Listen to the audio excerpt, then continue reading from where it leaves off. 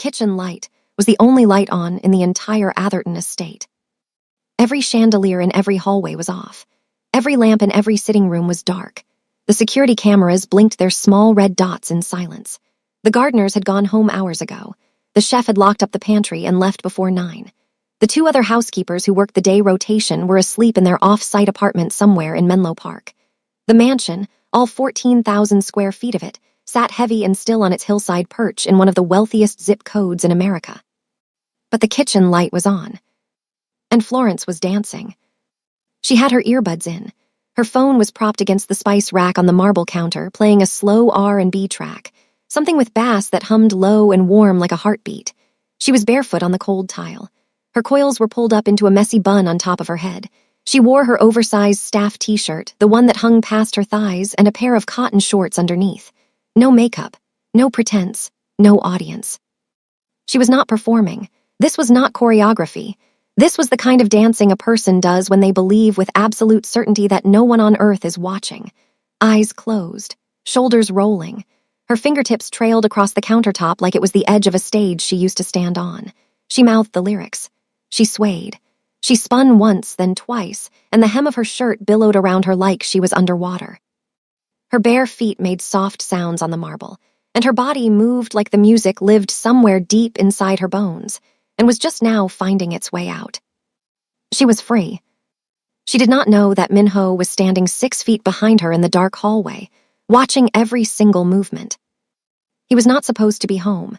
His private flight from a business summit in Scottsdale was not scheduled to land until the following morning, but the meetings ended early. The Gulfstream touched down at a private airfield south of San Francisco just before 11. He came in through the side entrance of the estate because he always used the side entrance. He preferred to enter his own home without announcement. He preferred silence, control, invisibility. He heard the music first, faint, leaking from earbuds that were turned up too loud. Then he saw the light spilling from the kitchen doorway into the hallway. He walked toward it the way a person walks toward something they do not understand. Quietly, carefully. And then he saw her. Minho was 32 years old. He was the sole heir and acting head of the Yoon family empire, a dynasty built across 3 decades on commercial real estate holdings, tech acquisitions, and private equity portfolios that stretched from Silicon Valley to Manhattan. The business press called him the silent king of Silicon Valley because he almost never spoke publicly, declined every interview request, and had a reputation for controlling entire rooms full of powerful people without ever raising his voice above a conversational tone. He was tall, sharp-jawed. Black hair pushed back off his forehead with the kind of effortless precision that probably took more effort than he would admit. His eyes were dark and steady and gave absolutely nothing away. He stood in the hallway in his travel clothes, a dark cashmere pullover and black trousers, and he watched his maid dance alone in his kitchen at midnight. He did not move. He did not speak. He just watched. Something was happening behind his eyes, something shifting like tectonic plates deep underground. He did not understand it. He did not like it, but he could not look away. Florence spun again. Her hand floated through the air. Her lips moved around lyrics he could not hear, and then the song must have changed because her rhythm shifted. Slower now, heavier. She was not just dancing anymore. She was feeling something. Her face changed. Her brow creased. She brought her hand to her chest like she was holding something there, something invisible and heavy, and she swayed with it, carried it, danced with the weight of it. Then she opened her eyes. She saw him.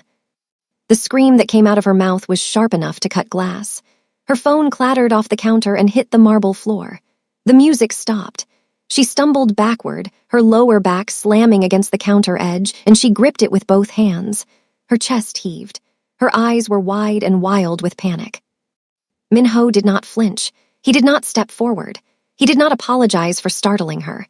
He stood completely still in the doorway, and for a long, unbearable moment, neither of them spoke. Then he said one sentence. His voice was so low it barely traveled across the kitchen. "You dance like someone who has lost something." Florence stared at him. Her heart was hammering so hard she could feel it in her throat. She had worked in this house for 5 weeks. 5 weeks of cleaning rooms she could never afford to sleep in, polishing surfaces that reflected a life that would never be hers. In all that time, she had spoken to Minho exactly once. The day she was hired. He had looked at her for 3 seconds, said, "Don't touch anything in my office," and walked away. That was it. That was the entirety of their relationship. Now he was standing in the dark doorway of his own kitchen, looking at her with those unreadable eyes, and saying something that reached into her chest and grabbed hold of something she had spent months trying to bury. She did not answer. She bent down, snatched her phone off the floor, mumbled something that might have been an apology, and rushed past him out of the kitchen. As she passed, close enough to feel the warmth coming off his body, she caught a scent. Cedar and something expensive she could not name. Something that did not belong in the same sentence as her life. She practically ran down the hallway toward the staff quarters. Min-ho stood alone in the kitchen. He looked at the spot on the marble where she had been standing. He looked at the spice rack where her phone had been propped. He stood there for a long time, longer than made any kind of rational sense, and then he pulled out his phone. He called Mrs. Cho, his head of household staff, a sharp-tongued Korean woman in her late 50s who had managed the estate for 11 years and who answered her phone at any hour without complaint. "The new maid," Min-ho said. "Florence, tell me everything about her." Here was what Mrs. Cho's file said, and what Min-ho would learn within the next 12 hours. Florence Adami was 26 years old, born in Detroit, Michigan, raised by a single mother who worked double shifts at a hospital laundry service. She grew up singing in church, then in school talent shows, then in open mic nights at small venues around Detroit. By 23, she had built a growing following online. Her YouTube videos, just her and a microphone in her bedroom, had tens of thousands of views. People shared her covers and original songs with captions like, "Why is nobody talking about this girl?" and "She's going to be famous, remember this post." A mid-level record label in Los Angeles had started showing interest. Everything was moving. Everything was building. Then a man named Terrence Whitaker happened. He called himself a manager. He inserted himself into her life with promises and contracts and industry connections that turned out to be mostly fiction. Over the course of 6 months, he gained access to her savings, her demo recordings, and her trust. Then he vanished. He took $14,000. He took every master recording she had ever made. He took her contacts, her momentum, and the fragile, hard-won confidence she had spent years building. Florence was left with nothing. No money, no music, no proof that any of it had ever existed. She could not afford a lawyer. She could not afford rent. She moved to California 8 months ago because California felt far enough away from Detroit to count as starting over. She found the job listing for a live-in housekeeper at a private estate in Atherton. It came with a room, 3 meals a day, and a steady paycheck. She applied. She got hired. She told herself she was done with music. Done performing, done dreaming. But every night, when the house went dark and the world forgot she existed, Florence danced alone in the kitchen. Because her body would not let her stop. Because the music was still inside her, even if she pretended it was not. And now Min-ho knew. Now here is what I need to know from you. If you walked into a room and saw someone dancing like that, like they were carrying the entire weight of a dream they gave up, would you walk away or would you stand there and watch? Tell me in the comments and do well to like the video. Now let's continue. Florence woke up the next morning with a knot in her stomach so tight she could barely eat breakfast. She sat on the edge of her small bed in the staff quarters, a clean but modest room at the far end of the estate's east wing, and replayed the moment over and over. Him standing in the dark. Those eyes that gave nothing away. That sentence. You dance like someone who has lost something. She covered her face with her hands and groaned into her palms. She was going to be fired. She was certain of it. Dancing barefoot in the boss's kitchen in the middle of the night like some kind of unhinged person. Using his Bluetooth-connected speaker system. In her pajamas.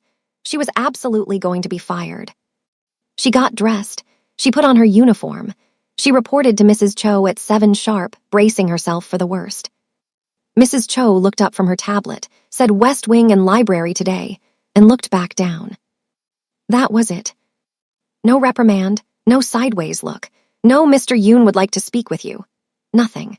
The day unfolded like every other day. Florence cleaned the West Wing bedrooms, all 5 of them, none of which had been slept in because Min-ho lived alone and apparently used approximately 10% of his own house. She dusted the library shelves. She vacuumed the second-floor hallway. She avoided the kitchen like it was a crime scene. She did not see Min-ho once. But Minho saw her. He was in his home office on the second floor, a room with dark wood paneling and 3 monitors on his desk, on a conference call with a group of investors in Manhattan.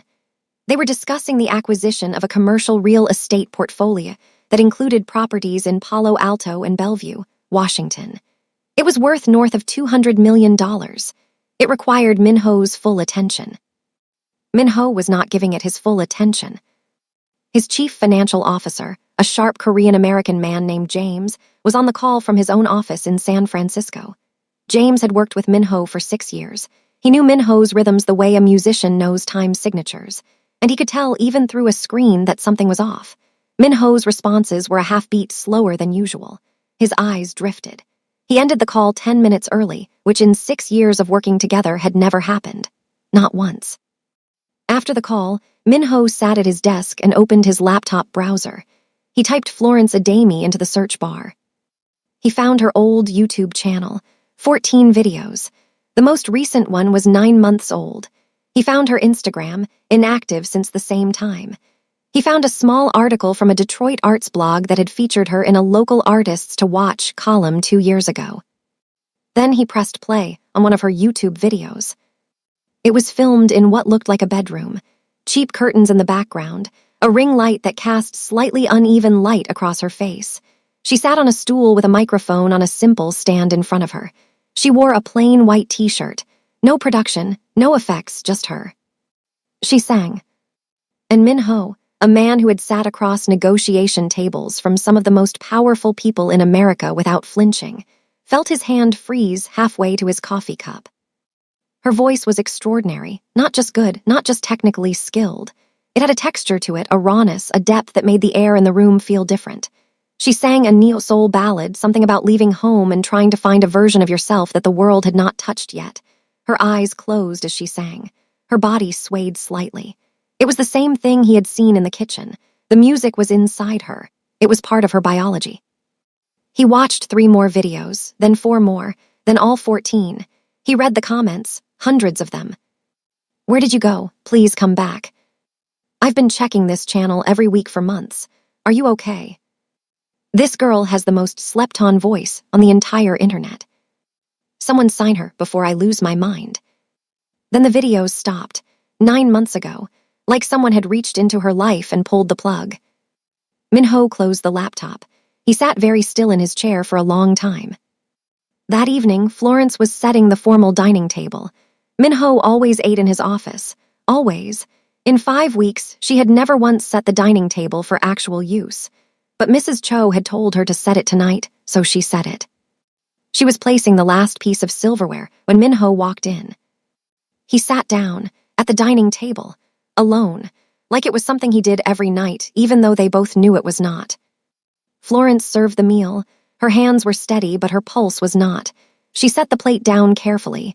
She poured water into his glass. She did everything exactly as she had been trained to do. Professional, invisible, background. She turned to leave. You stopped singing 9 months ago. Florence froze mid-step. Her back was to him. Why? It was not a question the way most people ask questions. There was no upward inflection, no curiosity in his tone. He said it like a fact that was missing its other half, like an equation with a blank space where the answer should be. Florence stood very still. She could feel his eyes on her back. She did not turn around. That's none of your business, Mr. Yoon. She walked out of the dining room. Her heart was slamming against her ribs so hard she was surprised he could not hear it. Minho watched her leave. He picked up his fork. He set it back down. He looked at the doorway she had disappeared through.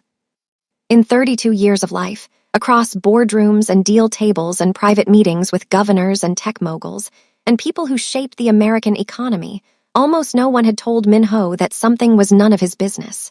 People answered his questions. People gave him what he wanted. That was how the world worked when you were Minho. Florence Adami, his maid, had just set a boundary with him and walked away without looking back.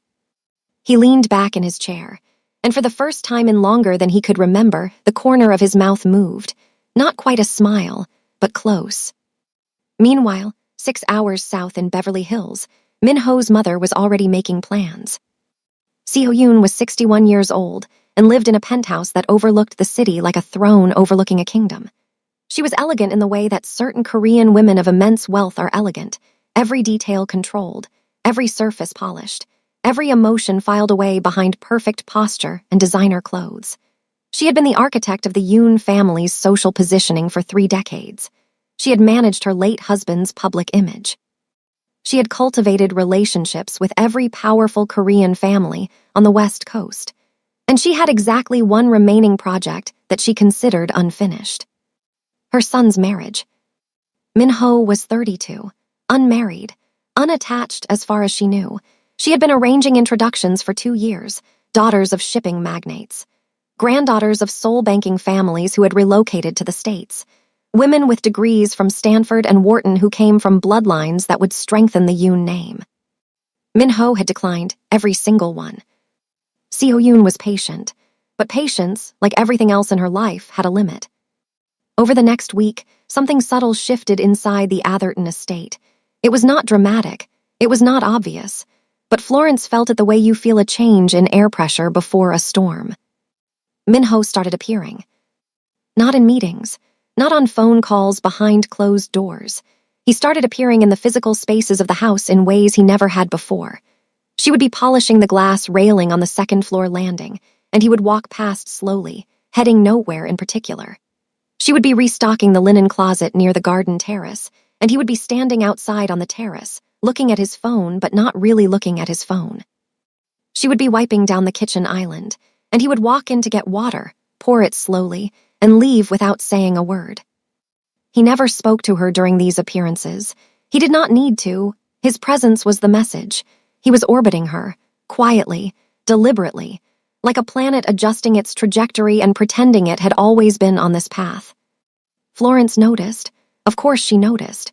She noticed the way he moved, unhurried and precise, like every step he took was calculated. She noticed that he smelled like cedar every single time he passed. She noticed that his hands were always still, never fidgeting, never restless. She noticed things she had no business noticing about a man who signed her paychecks. It made her nervous. It confused her. It made her feel seen in a way she had not felt in a very long time, and that terrified her more than anything. Then came the dinner. Min-ho hosted a private gathering at the estate for a group of tech investors and venture capitalists. It was not a party. It was a high-stakes business dinner designed to finalize terms on the acquisition of a major commercial real estate portfolio across Palo Alto and Bellevue. The guests were powerful men and women in dark suits and designer dresses. They drank expensive wine. They laughed the way wealthy people laugh, controlled, performative, aware of who was listening. Florence was part of the serving staff that evening, along with 2 other temporary workers Mrs. Cho had brought in for the event. She wore her black service uniform. Her hair was pulled back neatly. She moved through the room the way she had been trained, invisible, efficient, present but unseen. She was clearing a set of appetizer plates from a side table when a hand closed around her forearm. She looked down, then up. The hand belonged to a man named Craig Whitfield, American, mid-50s, red-faced from wine. He was a real estate investor from Scottsdale who had been trying to get a seat at Min-ho's table for over a year. He had finally been invited, and he was celebrating by drinking too much and talking too loud. He did not let go of her arm. "Hey, sweetheart," he said. His words were slightly slurred. "You should smile more. The help around here is a lot prettier than it used to be." Florence felt the words land on her skin like something dirty. She knew this feeling. She had felt it before in other jobs, in other rooms, in other moments where men with power treated women without power like decorations. She did what she had always done. She kept her face neutral. She gently pulled her arm free. She said, "Excuse me," in a voice that gave nothing away, and she kept moving. The room did not notice. The conversation continued. But across the room, standing near the fireplace with a glass of water he had not touched, Min-ho noticed. He had seen Craig's hand close around Florence's forearm. He had seen the way her body went rigid. He had seen her face tighten and then smooth over as she forced herself into professional blankness. He had seen all of it. He set his glass down on the mantel. He excused himself from a conversation mid-sentence. The 2 people he had been speaking with looked confused. Min-ho never left conversations mid-sentence. Minho never left anything mid-anything. He walked across the room. The crowd parted without realizing they were parting. People moved out of Minho's path instinctively, the same way animals move away from something that is calm but dangerous. He reached Craig Whitfield. He leaned down. His mouth was close to Craig's ear. He spoke quietly enough that no one else in the room could hear what he said. Craig Whitfield's face went white. Not pink, not pale, white, like the blood had been vacuumed out of his head in a single second. Craig stood up. He did not make eye contact with anyone. He mumbled something about an early flight. He collected his jacket from the back of his chair, and he left the dinner. The room adjusted. Conversations resumed. Nobody asked questions because nobody wanted to ask questions when Minho was involved. The next day, through staff gossip that traveled faster than Wi-Fi, Florence learned that Craig Whitfield's firm had been quietly and permanently cut out of the acquisition deal. A $40 million opportunity, gone, erased like it had never existed, because of what he did at that dinner. Because of what he did to her. Florence found Minho in the garden that afternoon. He was standing near the stone fountain, looking at his phone. She walked up to him, which was something she had never done before, approaching him voluntarily, and she said what she needed to say. "You didn't have to do that." He looked up. "Do what?" "Cut him out of the deal. Because of what happened, because of me." Minho's expression did not change, not one muscle. "I cut him out because he is a liability and his firm's due diligence was substandard. It had nothing to do with you." They stood there, two people in a garden in Atherton, California, looking at each other across a distance that was not measured in feet. They both knew he was lying. Florence nodded slowly. She turned and walked back toward the house. She did not say thank you. She did not need to. The fact that she had come to find him at all said more than words could. That night, Florence lay in her small staff bedroom staring at the ceiling. She did not go to the kitchen. She did not dance, but she did something she had not done in months. She hummed. Softly, almost without meaning to. A melody she had never hummed before. Something new. Something that was forming in the space between what she had lost and what she was too afraid to want. Florence's past did not knock before entering. It kicked the door down. It was a Tuesday morning. She was on her break, sitting in the staff area with a cup of tea and her phone, when a call came in from Detroit. The name on the screen was Rochelle Martin, her oldest friend, the one person from her old life she still spoke to regularly. Rochelle was not calling to catch up. "Flo, I need you to sit down." "I'm sitting." "Terrence is using your music." The tea in Florence's hand went cold, not literally, but she stopped feeling its warmth. Rochelle explained. She had been scrolling through a music blog that covered independent R&B artists, and she had stumbled across a track listing for a new artist being shopped to labels in Atlanta. The artist's name was unfamiliar, but one of the song titles was not. It was called Glass Water. Florence had written that song at 2 a.m. in her Detroit apartment 3 years ago. She had recorded it in a home studio setup that cost her $400 to build. She had sung it with her eyes closed and tears running down her face, because the lyrics were about her mother working night shifts and coming home with cracked hands. That song was hers, and Terrence Whitaker was selling it under someone else's name. Rochelle kept talking. She said she had dug deeper and found 2 more songs, both Florence's, both listed under the fake artist, both being pitched to a small label in Atlanta as original work. Terrence had taken Florence's demo recordings, re-recorded them with a different singer, and was shopping them like they had never belonged to anyone else. Florence hung up the phone. She sat very still. She did not cry, not yet. The tears came later, during her afternoon shift. She was in the pantry restocking supplies when it hit her. Not just the theft, the memory. Hearing Rochelle say the title of that song had unlocked something Florence had spent months sealing shut. She remembered writing it. She remembered singing it. She remembered what it felt like to believe that her voice mattered, that her music could reach people, that she was building something real. And then she remembered what it felt like to have all of that taken away by someone she trusted. She sat down on the pantry floor. She pulled her knees to her chest, and she cried, silently, no sound, just tears running down her face and her shoulders shaking and her teeth clenched so tight her jaw ached. She cried the way people cry when they have practiced being invisible for so long that even their grief knows how to be quiet. The pantry door opened.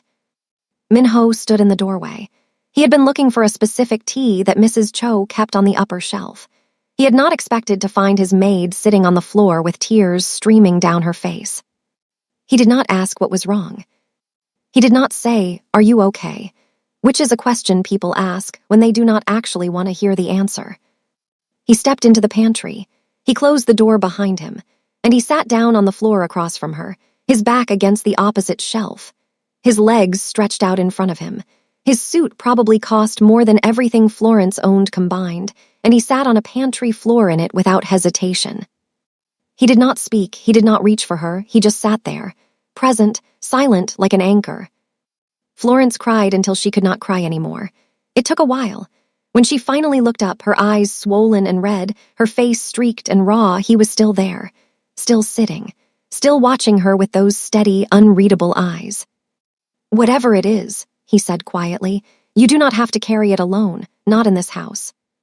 Something about the way he said it, not as a command, not as a platitude, but as a simple statement of fact, broke something loose in Florence. She told him, all of it, Terrence, the money, the stolen Demos, the forged contracts, how she had come to California to start over and had ended up hiding instead, how she cleaned his bathrooms and made his bed and polished his floors every day. And every day, she felt the distance between who she was and who she used to be getting wider. Minho listened without interrupting. His face did not change. His body did not move. He absorbed her story the way the ocean absorbs rain, completely, without disturbance. When she finished, he asked one question. "Do you want your music back?" Florence almost laughed. It came out as a broken sound. "It doesn't matter what I want. I can't afford a lawyer. I can't afford anything. I clean houses for a living." Minho stood up. He brushed off his suit with 2 precise movements. He looked down at her, still on the pantry floor, and his eyes held something she had not seen in them before. Not pity, something harder than pity, something that looked almost like resolve. "I didn't ask what you could afford," he said. "I asked what you want." He left the pantry. The door clicked shut behind him. Florence sat on the floor for another 10 minutes, staring at the space where he had been sitting. The shelf behind him still had the faint impression of where his shoulders had pressed against it. She whispered to nobody, "I want it back." That evening, Mrs. Cho made a phone call to Beverly Hills. She spoke to Seo Yoon for 11 minutes.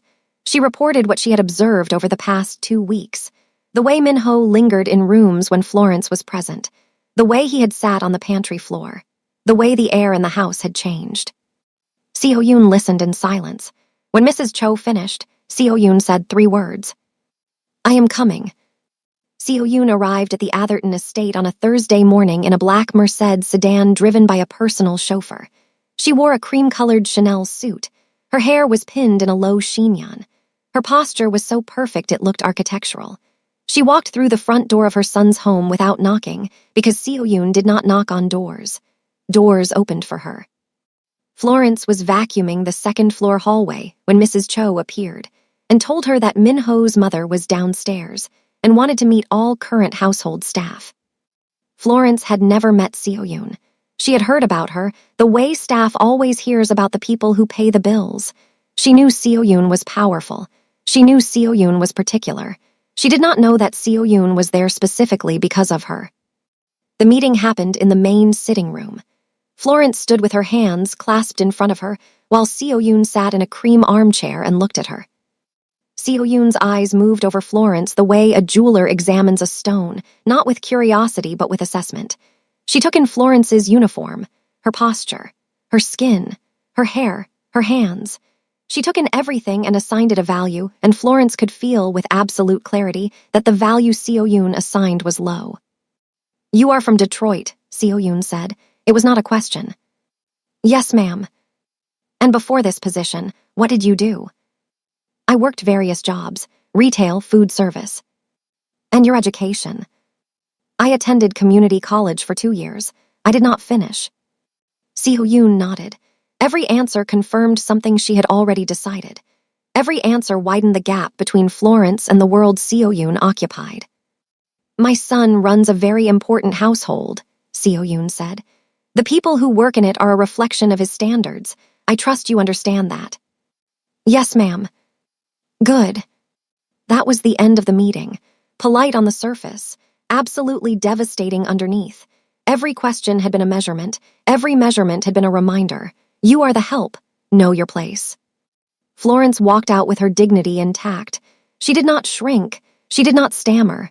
She answered honestly and then excused herself to continue her work. Her face was calm. Her hands were steady. This infuriated Seo Yoon more than rudeness ever could. She had wanted Florence to crumble. Florence had refused. That evening, behind the closed door of Minho's office, mother and son had a conversation that was quiet on the surface and violent underneath. Seo Yoon told Minho that she had arranged a formal introduction with Yoona Beek, the daughter of a Korean shipping magnate whose family was based in San Francisco. The Beek family was worth billions. A union between the Yoons and the Beeks would create one of the most powerful Korean business dynasties in America. This is not a suggestion, Minho, Seo Yoon said. This is the next step for our family. Yoona is accomplished. She is appropriate. She is your future. Minho sat behind his desk. His face gave nothing away. I will meet her. He did not refuse. He did not argue. He did not mention Florence. He gave his mother nothing to fight against because Minho understood something most people did not. The best way to deal with a force like Seo Yoon was not to push back. It was to give her so little resistance that she had nothing to grip. Seo Yoon left the estate that evening feeling victorious. She should not have. Because the next morning, without telling Florence, without telling anyone except James, Minho made a phone call to one of the most respected entertainment lawyers in Los Angeles. Her name was Priscilla Navarro. She operated out of a boutique firm in Century City and had a reputation for dismantling fraud cases with surgical precision. Minho told Priscilla everything. The stolen DMOS, Terrence Whittaker, the forged contracts. Priscilla listened, asked 3 clarifying questions, and said she would have a preliminary assessment within 72 hours. Within 48 hours, Priscilla called back. What she found changed everything. Terrence Whittaker had never gotten Florence to sign a rights transfer agreement. He had forged her signature on ownership documents. The forgery was sloppy. A forensic document examiner could verify it in a day, which meant that Florence legally owned every single master recording, every song, every note. Terrence had not just stolen from her, he had committed federal fraud. Minho received this information while sitting in his office. He read Priscilla's preliminary report twice. Then he set it down on his desk and looked out the window at the garden where Florence had confronted him about Craig Whitfield. He did not smile, but something settled behind his eyes, something that looked like the beginning of a plan. 3 days later, Yoona Beek came to the estate for dinner. She arrived in a white Porsche Cayenne. She was 29, tall, immaculately styled, with straight black hair that fell past her shoulders and a face that belonged on the cover of a magazine. She wore a fitted black dress and heels that clicked on the marble foyer like a metronome. She was confident. She was polished. She was exactly the kind of woman Seo Yoon had designed for her son. Florence served them dinner. She set plates in front of them. She poured wine. She moved around the dining table like a ghost, present but invisible, doing her job with the mechanical precision of someone who has learned to function while something inside them is breaking. She watched Yoona touch Minho's arm during conversation. She watched Yoona lean toward him and laugh at something he said. She watched Minho not pull away. Something cracked inside Florence's chest, not loudly, quietly, the way a bone cracks under sustained pressure, not from a single blow but from the weight of something that has been pressing down for too long. She finished serving. She walked back to the kitchen. She stood at the island.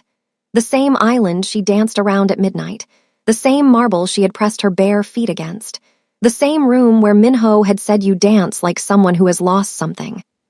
She stood there in silence. She did not dance, she did not hum, she did not sing.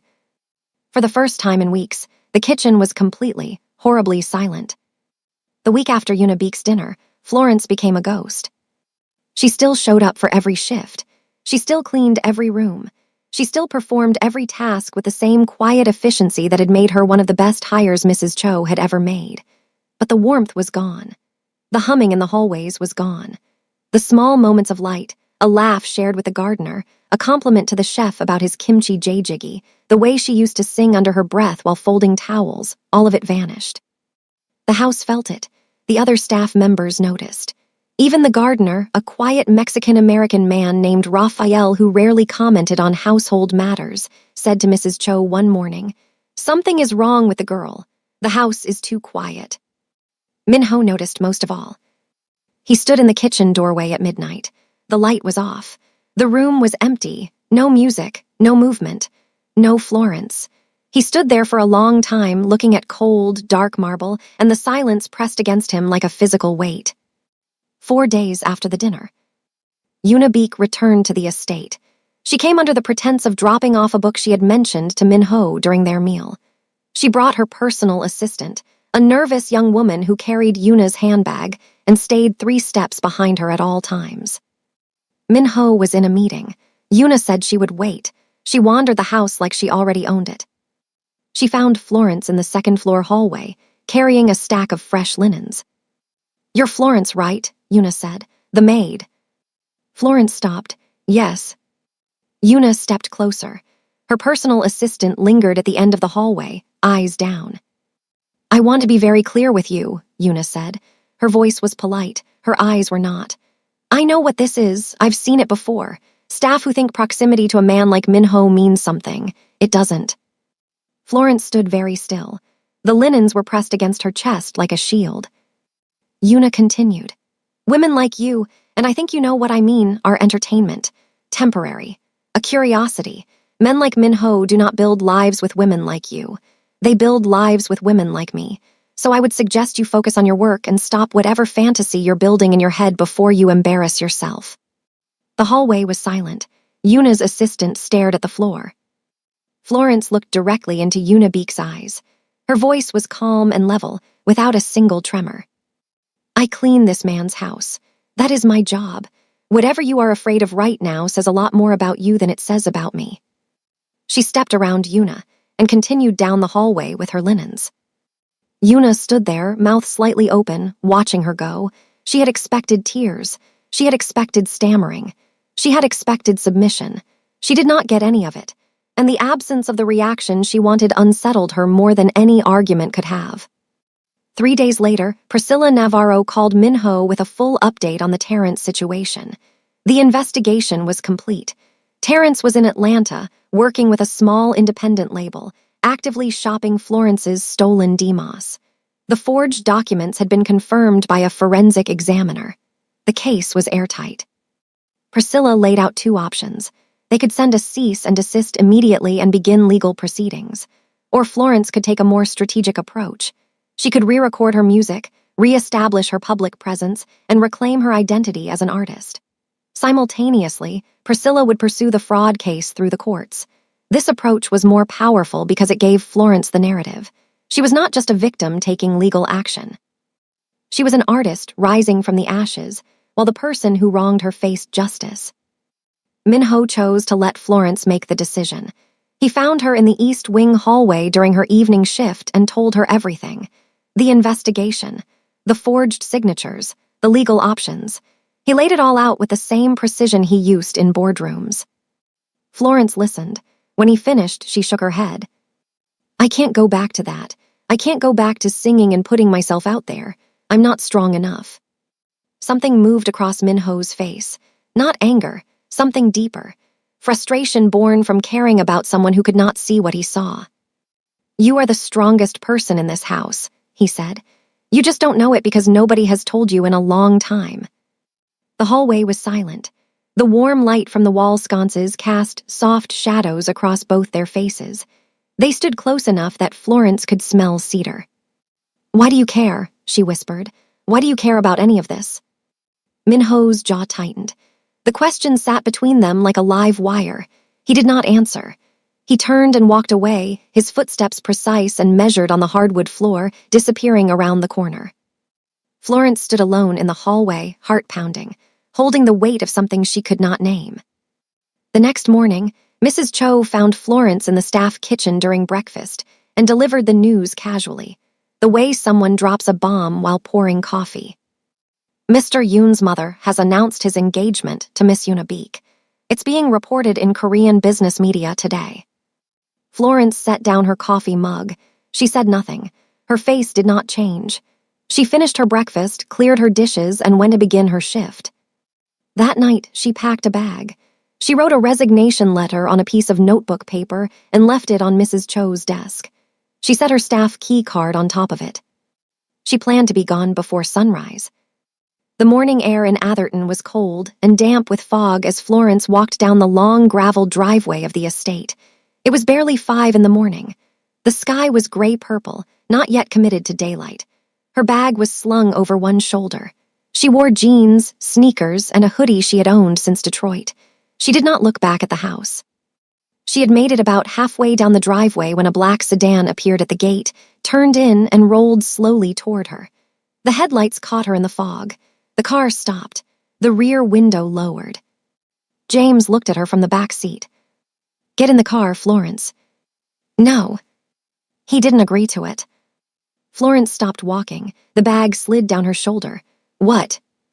"The engagement. His mother announced it without his knowledge, without his consent.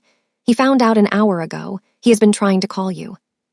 Florence reached into her hoodie pocket and pulled out her phone. The screen showed 7 missed calls from a number she did not recognize. "Please get in the car," James said. His voice was not commanding. It was tired, like a man who had been woken up at 4 in the morning to prevent something catastrophic. "Let me take you back to the house. If you still want to leave after you hear what happened, I will drive you anywhere you want to go myself."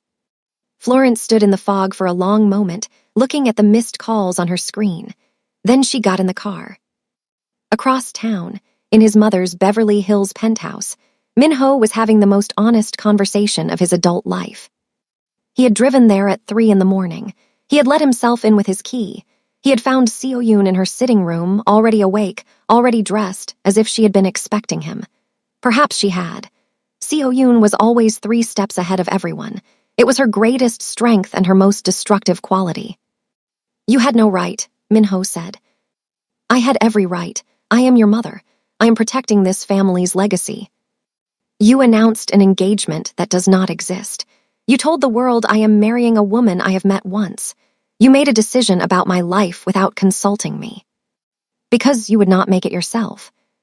Because it is not the right decision." Seo-yoon's eyes narrowed. "Is this about the maid?" Min-ho looked at his mother, and for the first time, he did not deflect. He did not redirect. He did not give her the cool, evasive non-answers he had perfected over 32 years. "This is about me," he said. "For the first time in my life, this is about what I want, not what you planned, not what serves the family portfolio, not what looks appropriate in Korean business media. Me." The room was silent. Seo-yoon sat very still in her chair. Her son had never spoken to her like this. Not once, not ever. "You will regret this," she said quietly.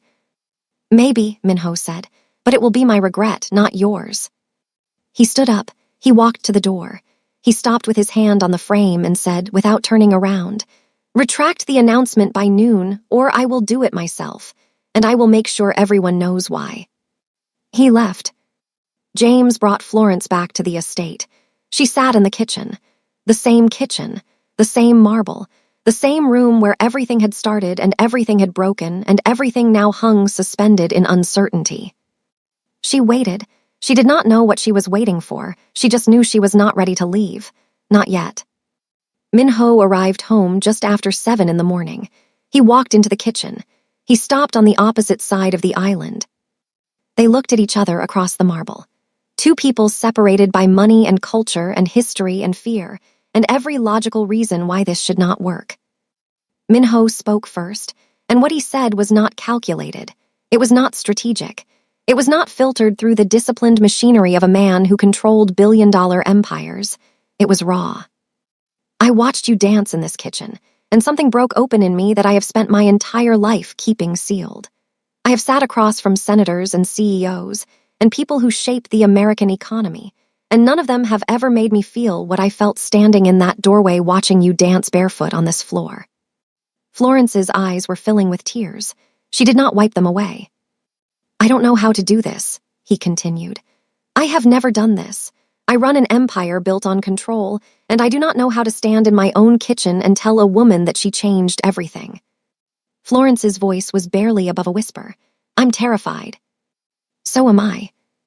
I have been used before. I have been discarded before. I cannot survive being someone's secret. I cannot survive being someone's phase." "You won't be. If this is real, it has to be real in daylight, in public, in front of your mother and the world." Minho stepped around the island. He stood in front of her, close enough that she could smell cedar, close enough that she could see the exhaustion in his eyes and the truth behind it. "Then let's step into the daylight," he said. Florence looked up at him, and for the first time in almost a year, she felt something she had forgotten existed. Hope. 1 month later, the Atherton estate was a different place. Florence had moved out of the staff quarters and into the main house, not as a maid, not as staff, as Minho's partner. The transition was not smooth. It was awkward and strange and required a complete restructuring of household dynamics. Mrs. Cho was professional about it because Mrs. Cho was professional about everything, but there was a tension beneath the surface that Florence could feel every time they were in the same room. The outside world was louder. Minho had publicly severed any association with the Beek family. The retracted engagement announcement sent shockwaves through Korean business media on the West Coast. People talked, people speculated, people judged. Minho did not care, or if he cared, he did not show it, which amounted to the same thing. Florence's focus was not on the noise. Her focus was on her music. Priscilla Navarro moved fast. The fraud case against Terrence Whitaker was airtight. The forged signatures were confirmed. A cease and desist was served to the small Atlanta label that had been working with him. The label dropped Terrence within 72 hours once they realized they were in possession of stolen intellectual property. Every demo, every recording, every file that Terrence had taken from Florence was now legally frozen. But Florence did not just want her old music back. She wanted to create something new. Minho converted one of the estate's unused rooms on the ground floor, a room that had previously served no purpose beyond storing furniture nobody sat in, into a full professional recording studio. He brought in acoustic engineers from San Francisco. He installed equipment that would make most professional studios jealous. And he brought in a Grammy-nominated producer named Kendrick Torres, who was based in Bellevue and who had produced records for 3 of the biggest R&B artists in the country. Kendrick listened to Florence sing exactly 1 time. She stood in the middle of the unfinished studio, surrounded by boxes of equipment that had not been unpacked yet, and sang an a cappella version of Glass Water, the song Terrence had stolen. Kendrick took off his headphones. He looked at her. He looked at Minho, who was standing in the doorway. "Where have you been hiding?" Kendrick said. Florence smiled. It was the first real smile Minho had seen from her. It changed her entire face. She recorded 3 songs in the first week. They were raw and emotional and autobiographical in a way that made the air in the studio feel heavy. One was about loss. One was about starting over. One was about dancing alone in a kitchen at midnight when the whole world has forgotten your name and you are trying to remember it yourself. She called that one Midnight Kitchen. Kendrick posted a 15-second clip of Florence singing in the studio to his Instagram. No name, no context, no explanation. Just her voice, filling the frame, filling the room, filling everything. The clip got 2 million views in 48 hours. The comments exploded. People were desperate to know who she was. Music blogs picked it up. Twitter threads appeared. Someone found her old YouTube channel, and the view counts on her dormant videos started climbing by the thousands.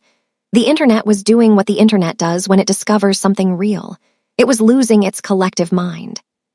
Florence watched the numbers climb on her phone and felt something she had not felt in almost a year. Not just hope. Excitement. The kind that buzzes in your chest and makes your hands shake and makes you want to call everyone you have ever known and say, "Do you see this? Do you see what is happening?" She called Rochelle in Detroit. Rochelle cried. Meanwhile, Terrence Whitaker, sitting in a rented apartment in Atlanta watching his entire scheme collapse, made one last desperate play. He sent Florence a series of messages through every platform he could find. He begged her not to press charges. He played the victim. He said the industry was brutal and he had been desperate. He said he believed in her talent and just wanted to help it reach people. He said they could work this out between them. He said he was sorry. Florence read every message. Then she put her phone down. She did not respond, not a single word. Priscilla handled the legal response. The courts would handle the rest. Florence refused to give Terrence Whitaker one more second of her energy, her attention, or her voice. He did not deserve it. Then the storm came from the direction Florence had not expected. Or maybe she had expected it, somewhere deep down, but had hoped it would not come. Seo-yoon.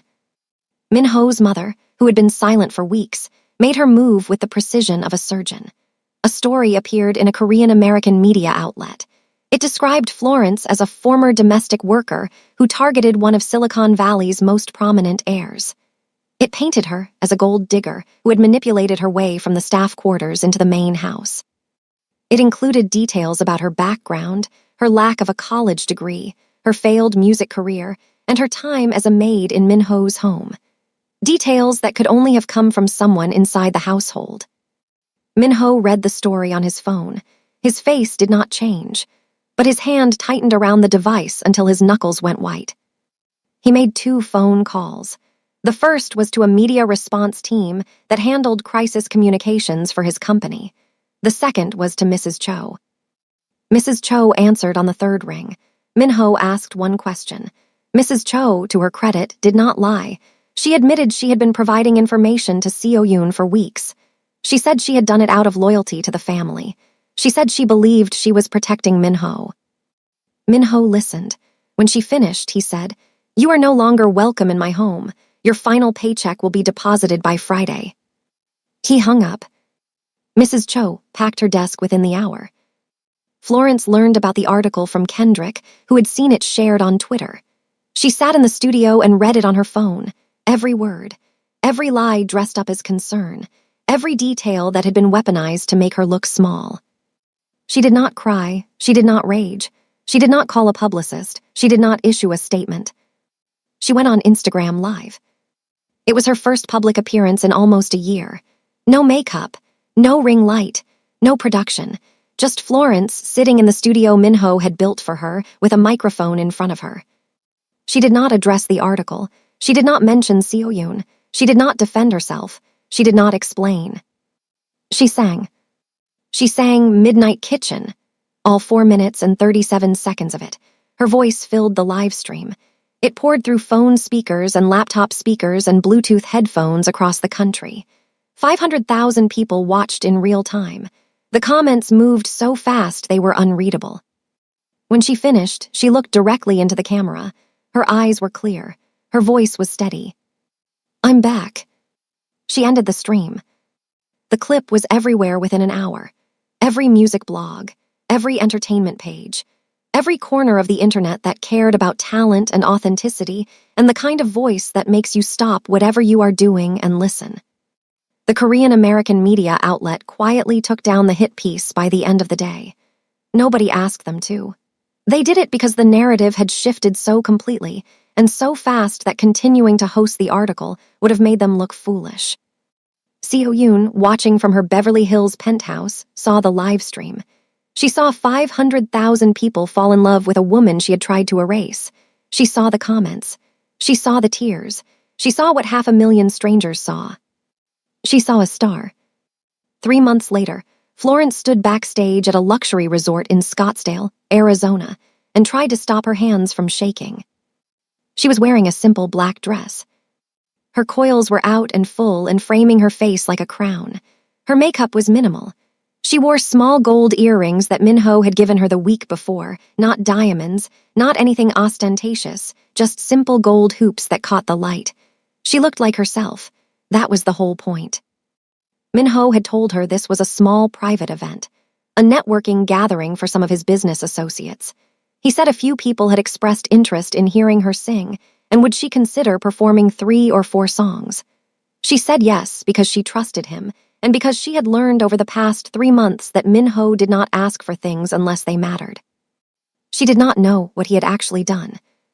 She walked through the backstage curtain and into the venue, and she stopped breathing. The room held 200 people, not business associates, not casual networkers, music industry executives, A&R representatives from 3 major labels, cultural tastemakers and music journalists she recognized from her years of reading industry blogs and dreaming about a life that had seemed permanently out of reach. Kendrick Torres was there. Priscilla Navarro was there. Rochelle had flown in from Detroit and was sitting in the second row with tears already running down her face.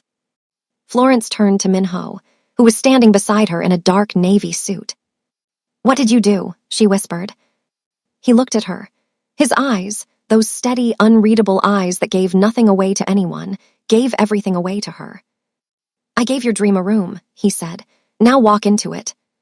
Florence walked to the small stage at the front of the room. A single microphone on a stand. A single spotlight, nothing else. No band, no backing track, no production, just her. She sang 4 songs. The first was Glass Water, the song Terrence had stolen, now reclaimed, now hers again, now sung with a power and depth that made the original recording sound like a rough draft. She sang about her mother's cracked hands and night shifts and the way love sounds when it is tired but refuses to stop showing up. The second was a new song about trust, about handing someone the broken pieces of yourself and watching them hold each piece carefully instead of cutting themselves and walking away. The third was an up-tempo track that surprised everyone. It was joyful. It was playful. It made people nod their heads and smile because it reminded them that Florence was not just pain and depth. She was also light. The fourth song was Midnight Kitchen. She sang it a cappella, no microphone. She pushed the mic stand aside and stood in the center of the stage and opened her mouth and filled the room with nothing but her voice. The room was silent. 200 people, not a single sound, not a cough, not a whisper, not the clink of a glass. Just Florence. She sang about a woman who lost everything, who cleaned someone else's house because she could not afford to live in her own dreams anymore, who danced alone at midnight on cold marble floors because her body remembered what her mind was trying to forget, who was found by someone who did not try to fix her or save her or own her, but who simply stood in the doorway and watched and waited until she was ready to be seen. When she finished, the silence held for 3 full seconds, 3 seconds that felt like an hour. Then the room erupted. Standing ovation, not the polite, obligatory kind, the real kind. The kind where people are on their feet before they consciously decide to stand. The kind where hands are clapping and eyes are wet and people are turning to each other saying, "Who is she?" Even though they already know, because Kendrick's clip had been everywhere for months, because the live stream had been everywhere, because Florence Adami was no longer a secret. 3 different labels approached her before she stepped off the stage. A&R executives handed business cards to Priscilla, who collected them with the calm efficiency of a woman who had expected exactly this outcome. Kendrick stood in the back of the room with his arms crossed and a grin on his face that said, "I told you so," to no one in particular. But the moment that no one in that room expected, the moment that would be talked about for months afterward, came from the back of the venue. Seo-yoon was there. Minho had not invited her. She had found out about the event through her own channels because Seo-yoon always found out and she had come on her own. She stood in the very last row, near the exit, as if she wanted to be able to leave without being noticed. She had not left. She had stood there through all 4 songs. She had watched her son's partner, this woman she had tried to diminish and dismiss and erase, hold 200 powerful people in absolute silence with nothing but the sound of her voice. When the ovation ended and the crowd began to move and conversations began to buzz, Seo-yoon walked forward. She moved through the crowd. People parted for her, the same way they parted for her son, because presence like that is inherited. She walked to the front of the room. She stood before Florence. The room gradually fell quiet again. People noticed. People watched. Seo-yoon was silent for a moment. Her face was composed, as always, but her eyes were different. The calculation was gone. Something else had taken its place. Something that looked like it cost her a great deal to feel.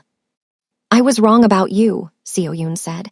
Her English was careful, precise, each word chosen with the deliberation of someone speaking in a language that is not their first. "I measured you by things that do not matter. Your background, your work, the things I could see on the surface. I did not look deeper. I did not listen."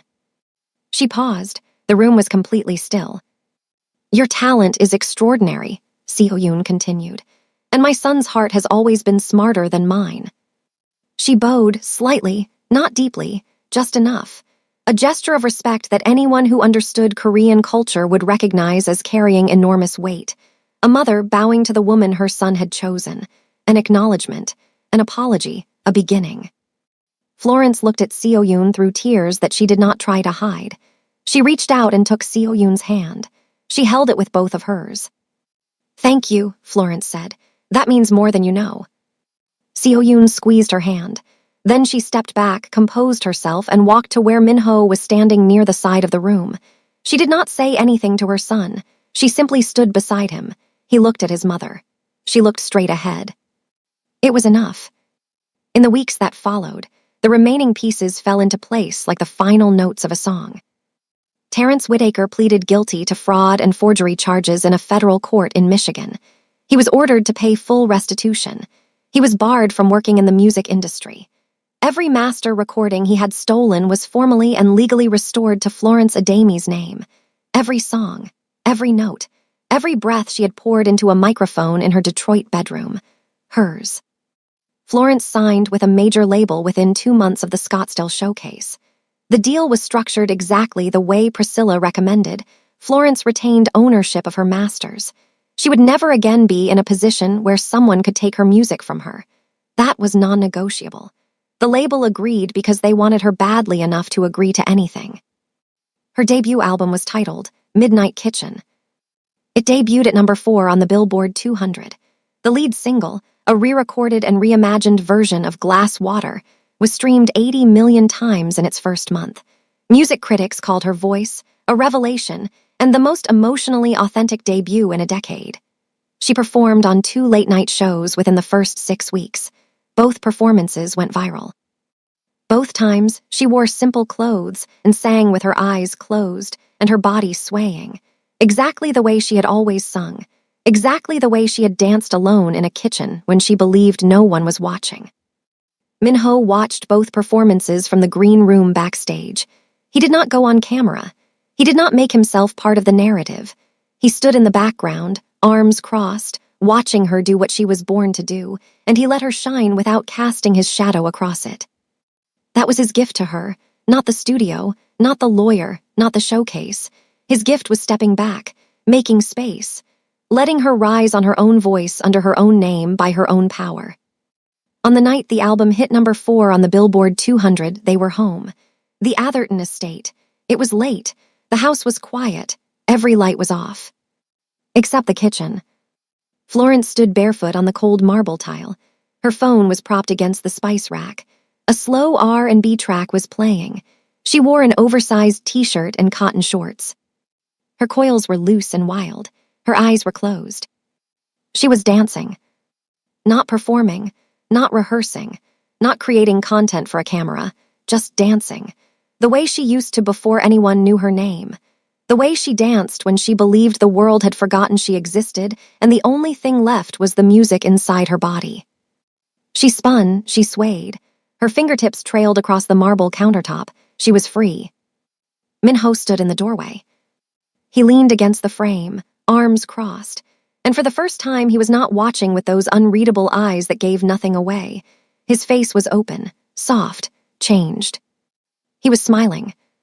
Not a business smile, not the controlled, strategic expression he wore in boardrooms and deal meetings. A real smile. The kind that starts somewhere deep and works its way to the surface because it cannot be contained. Florence opened her eyes. She saw him. She did not scream. She did not stumble. She did not grab her phone and run.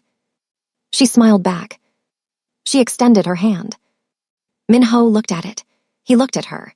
And the most powerful businessman on the West Coast, a man who controlled boardrooms and billion-dollar portfolios and moved through the world with a precision that left no room for uncertainty, hesitated. Because he did not know how to dance. He had never danced, not once in his entire life. It was not something he did. It was not something he had ever considered doing. Control was his language. Silence was his comfort. Structure was his safety. Florence waited, her hand extended, her eyes steady, patient. He took her hand. She pulled him gently onto the marble tile. He stood stiffly, unsure where to put his hands, unsure how to move, unsure of everything in a way that he had not been unsure of anything in decades. Florence placed his hand on her waist. She rested her hand on his shoulder. She began to sway, slowly, simply, not trying to teach him, just inviting him into the rhythm. He followed, clumsily at first, then less so. His body began to relax. His shoulders dropped. His grip on her waist softened. The music played, low and warm, and they moved together on cold marble in a dark kitchen in one of the wealthiest zip codes in America. No audience, no cameras, no industry executives, no record labels, no media stories, no mothers with agendas, no thieves in Atlanta, no women in white Porsches. Just two people who had found each other in the silence and the music. Two people who should not have worked on paper but worked perfectly in practice. A Korean billionaire who lived inside his own control, and a black woman from Detroit who carried music in her bones. Both of them broken in different ways. Both of them healing in the same kitchen. Minho pulled her closer. Florence rested her forehead against his chest. They swayed. Minho built an empire out of silence and control. He built walls so high and so thick that no one could reach the person behind them. He moved through the world like a man who needed nothing and no one. But it was a woman dancing barefoot in his kitchen at midnight who taught him that some things, the things that matter most, cannot be controlled. They cannot be acquired or negotiated or structured into a deal. They can only be felt. Florence never stopped dancing in that kitchen. Some nights she danced alone. Some nights she danced with him. Some nights she sang while she danced, and her voice echoed off the marble and filled the whole house with something that no amount of money could buy. And Minho never stopped watching. Not from the shadows anymore. Not from doorways. He stood right beside her, learning how to move, learning how to feel, learning that the most powerful thing he would ever do was not closing a deal or acquiring a company. It was taking her hand and stepping into the music.